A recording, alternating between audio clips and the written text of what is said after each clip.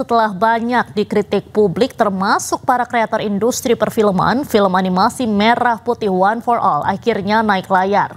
Walaupun mendapat banyak penolakan publik, namun film penuh kontroversi ini dinyatakan lulus sensor.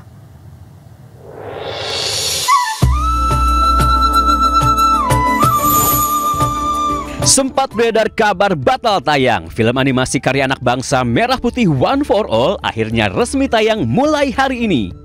Namun tidak semua jaringan bioskop memutar film animasi kontroversial ini. Hanya di jaringan bioskop XX1 dan Sam Studio.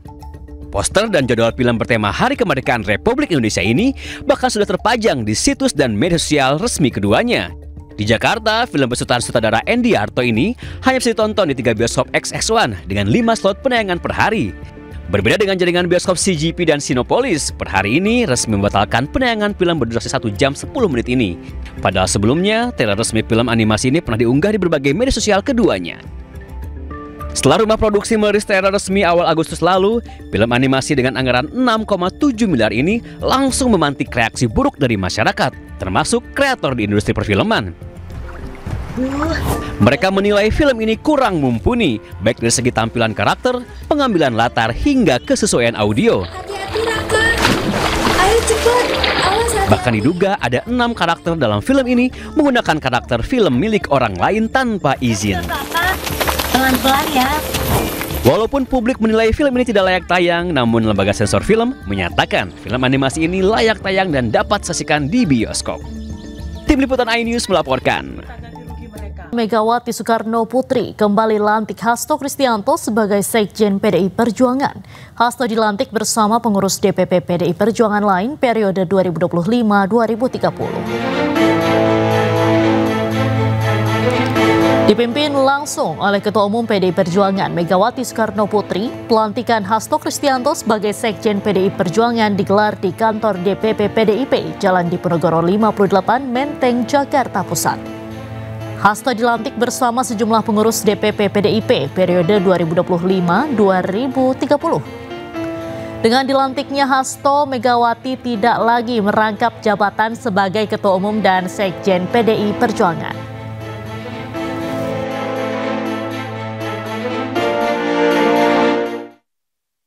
Kepala Kantor Kepresidenan Hasan Nasbi menegaskan perombakan kabinet sepenuhnya ada di tangan Presiden Prabowo dan masyarakat diminta tidak berspekulasi. Pernyataan Hasan Nasbi merespon isu kader PDIP akan masuk Kabinet Merah Putih usai pemberian amnesti kepada Hasto Kristianto. Reshuffle ini hanya terjadi kalau diumumkan oleh Presiden. Jadi selama tidak diumumkan oleh Presiden, tentu kita tidak perlu berspekulasi untuk itu. Mari kita fokus saja bekerja, menjalankan perintah-perintah dari Presiden dan menjalankan program-program pemerintahan. Kalaupun itu ada nanti, ya kita akan tahu begitu diumumkan oleh Presiden. Kira-kira itu jawabannya, ya teman-teman. Pemirsa, jelang puncak peringatan HUT ke-80 Republik Indonesia, suasana di sekitar Istana Merdeka Jakarta dipenuhi dengan semarak gladi bersih.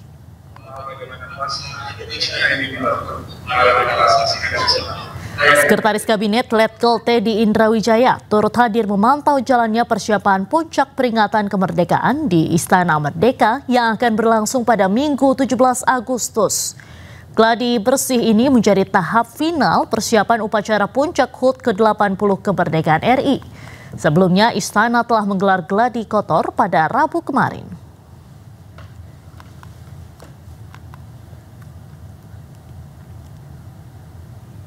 Jelang upacara puncak peringatan HUT ke-80 kemerdekaan Republik Indonesia, Istana gelar gladi bersih. Namun ada yang berbeda dari formasi baris berbaris tahun ini, yaitu formasi 80 yang akan ditampilkan saat 17 Agustus nanti.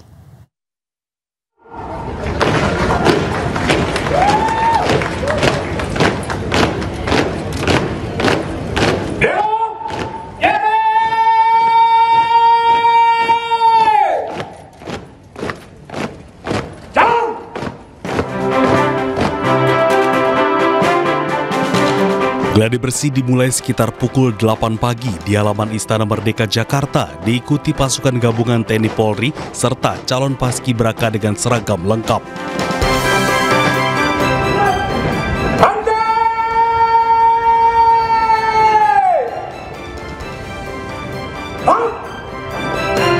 Pasukan gabungan terlebih dahulu memasuki lapangan disusul simulasi prosesi pengibaran bendera merah putih oleh calon paskibraka.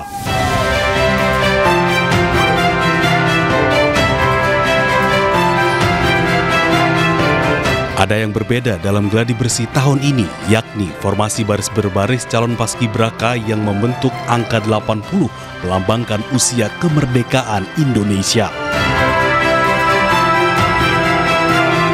Kegiatan gladi bersih ini diawasi langsung oleh Menteri Sekretaris Negara Prasetyo Hadi serta Sekretaris Kabinet Teddy Indrawijaya. Secara umum hampir semuanya sudah.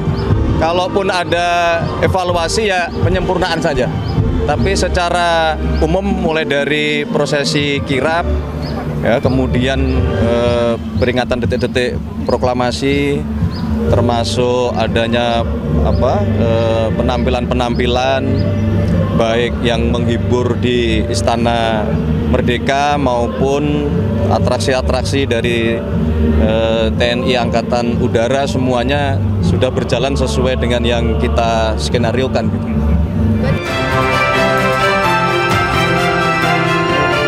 Rangkaian simulasi ini dilakukan untuk memastikan seluruh tahapan acara pada upacara puncak 17 Agustus nanti berjalan dengan lancar. Dari Jakarta, Yasmin Atania, Novan Dwi Kusuma, iNews melaporkan. Masyarakat antusias mengikuti upacara peringatan HUT ke-80 Kemerdekaan Republik Indonesia di Istana Merdeka, Jakarta. Ribuan warga dari berbagai kota rela antre mengambil undangan fisik sesuai jadwal yang telah ditentukan.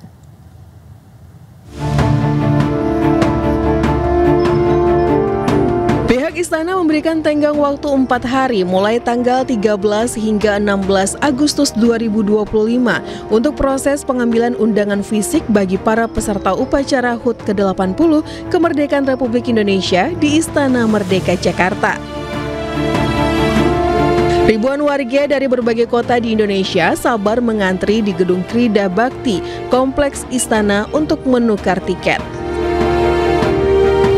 Mereka sangat antusias turut berpartisipasi dalam peringatan HUT RI ke-80 di Istana Merdeka pada 17 Agustus mendatang.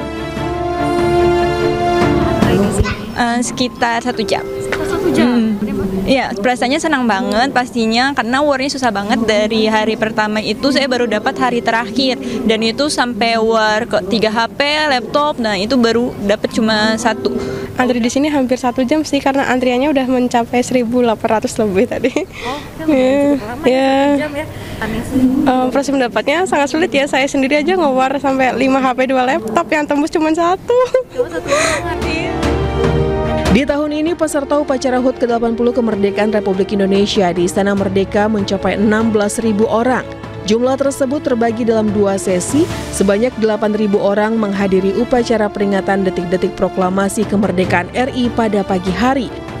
Dan 8.000 orang lainnya mengikuti upacara penurunan bendera merah putih pada sore hari. Dari Jakarta, Yasmin Atania, Novan Dwi Kusuma, iNews melaporkan.